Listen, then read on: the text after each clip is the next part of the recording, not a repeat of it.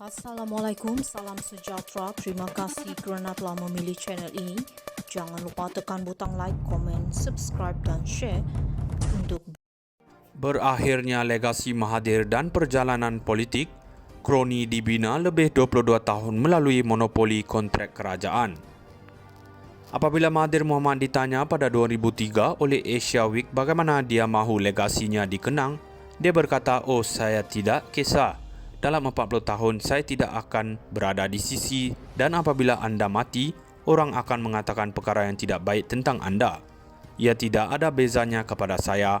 Itu adalah semasa pertama kali menjadi Perdana Menteri yang pemerintahan kuku besinya menjangkau selama 22 tahun dari 1981 hingga 2003. Beliau ditanya soalan yang sama sekali lagi pada 2021 semasa wawancara di stesen radio BFM. Berusia 95 tahun, beliau telah meletak jawatan kira-kira setahun sebelum itu sebagai Perdana Menteri buat kali kedua yang hanya bertahan selama 22 bulan. Sekali lagi dia dengan bangganya berkata, "Saya tidak kisah tentang warisan saya pasti apabila saya boleh mati dan pergi, orang masih akan menjatuhkan saya dan semua ini kelihatan tidak penting, saya akan mati juga." Diktator berbohong. Dia sebenarnya masih mengambil berat tentang legasinya sehingga ke hari ini. Dia pura-pura tidak kisah kerana semasa kedua-dua temu bual, dia tahu legasinya akan kekal walaupun selepas dia tidak lagi menjadi Perdana Menteri. Sebelum dia berhenti pada 2003, dia secara khusus memilih Abdullah Badawi, seekor itik tempang yang sering tidur di tempat kerja sebagai penggantinya. Begitu juga sebelum Mahathir meletak jawatan pada 2020, beliau mengadakan pertemuan sulit dengan penyangga yang sama dari Pertubuhan Kebangsaan Melayu Bersatu UMNO yang dikutuknya sebagai korup serta dengan kumpulan pelampau agama dan munafik dari Parti Islam PAS yang dicelanya sebagai penyimpang yang akan masuk neraka kerana ajaran Islam yang salah.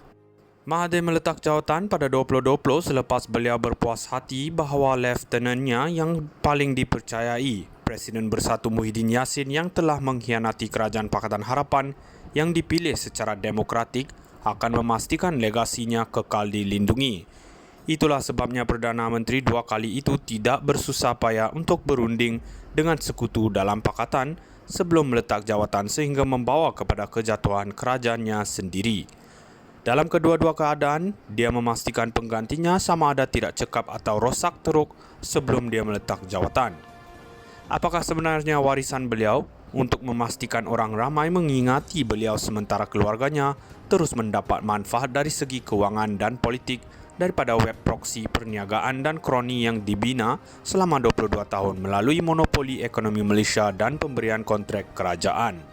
Wawasan 2020 beliau tidak pernah ingin dicapai bukan dengan dasar perkauman dan diskriminasi seperti DEB, dasar ekonomi baru yang berasal daripada ketuanan Melayu, ideologi ketuanan Melayu yang dianuti oleh UMNO yang telah gagal dan sebaliknya menyaksikan brain drain dalam bentuk daripada ratusan ribu kemahiran teknikal berhijrah ke negara lain pada skala perindustrian.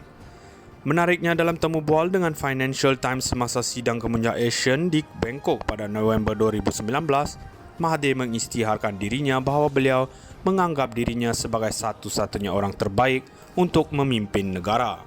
Dia mendakwa sebagai satu-satunya lelaki yang mempunyai pengalaman yang diperlukan untuk menyelesaikan masalah kewangan negara.